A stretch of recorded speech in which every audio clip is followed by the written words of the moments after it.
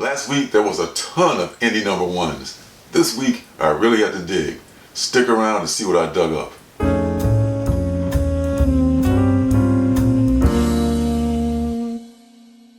Hey, what's up everybody? Welcome to Indie Comics Review. This is the show where every week I review 3 indie comics from recent weeks.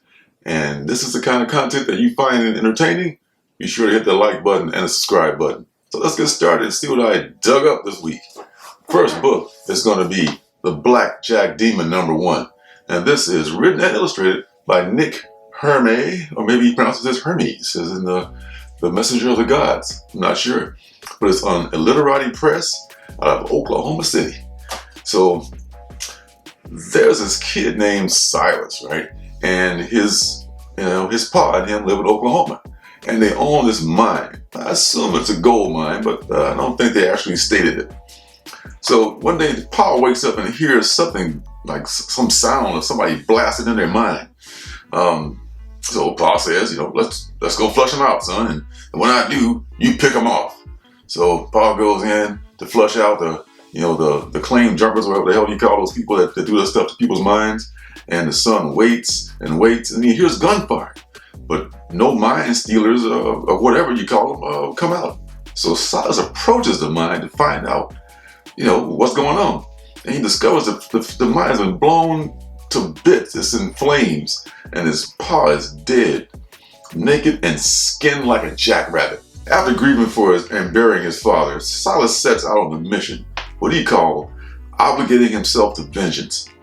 Even though they seem to have a little money, many folks in town didn't want to be bothered with Silas and his father, including the sheriff, who tosses him out of his office unceremoniously. Silas is forced to enlist the aid of a gambling gunslinger named Humphrey, a giant of a woman who's willing to take jobs from anybody to support her habit. Together they take off to find the demon that killed Silas's father. Thanks to whoever sent me this book. It was either Willie Survive or maybe S. Bond. Whoever it is, I really appreciate you. And this really came in handy on this slow week where there was like almost no number ones. At least I was not able to find any myself. Herme did a great job on this book as far as the look. He really has a look of a really good self-published comic book. A great job on the writing, the lettering, the coloring, the inking. He did all that stuff himself.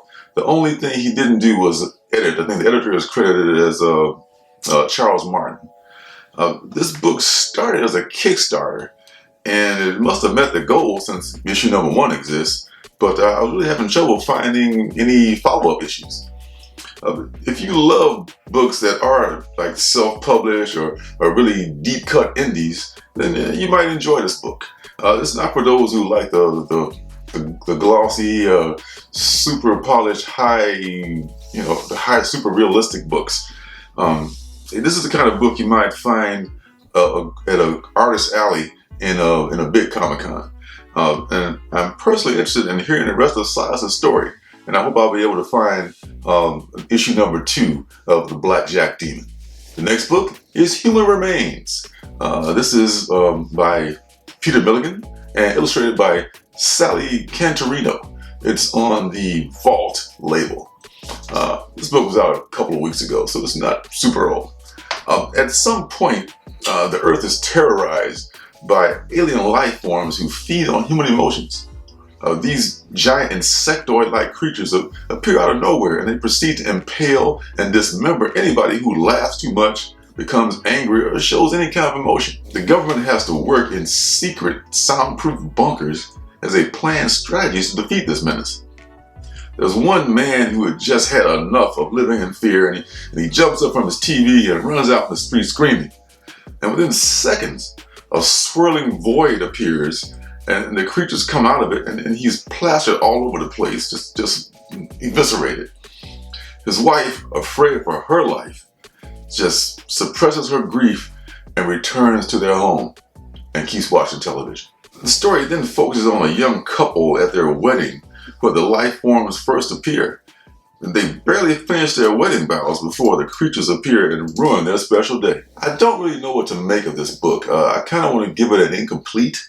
I was giving it a grade. The story is okay. It's not Milligan's best work. Same with the art. But I heard some comparisons to Something is Killing the Children, and I think maybe that may have colored my opinion of it. But Something is Killing the Children is a pretty high praise, and I don't think this book is worthy of that. But maybe if I knew more about the motivation of the life forms, or if it just followed one group of the main characters, as it is, it's a little bit all over the place. Number ones tend to leave us hanging a lot.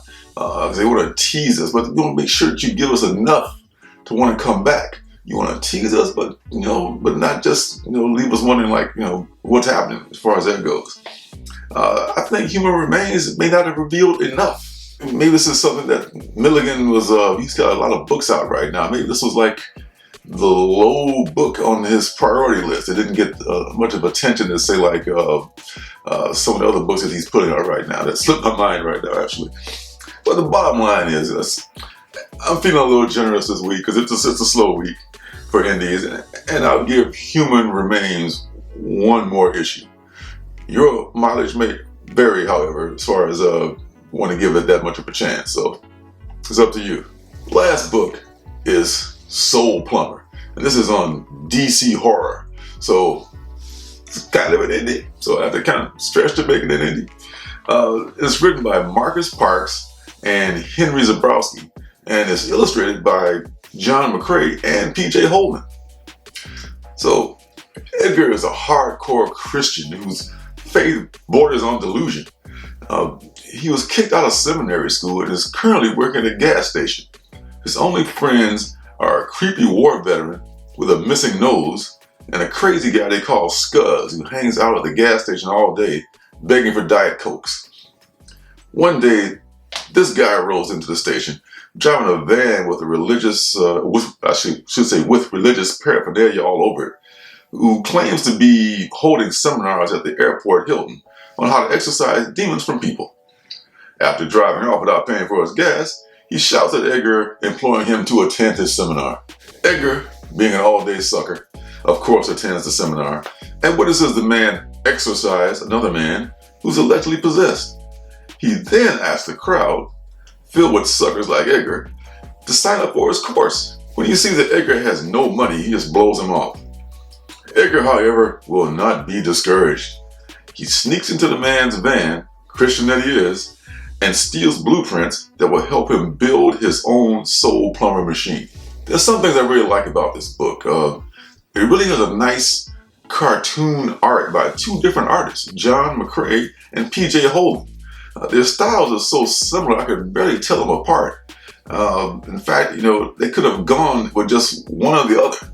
I think I recognize John McCrae's work from maybe, if I'm not mistaken, from like cartoons or something like that. I know I've seen his name on a lot of stuff before. I really like his style. There's some funny lines in there. In fact, you can reread it and probably find some jokes that you missed. This book is sold as DC horror.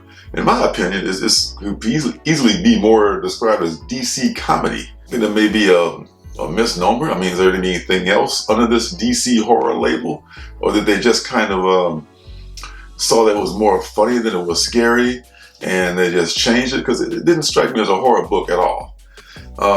Some of the jokes are a bit cringy, but most of them land, well, some of them at least, land pretty well. And the subtle humor is the best part of it. Will I buy another issue?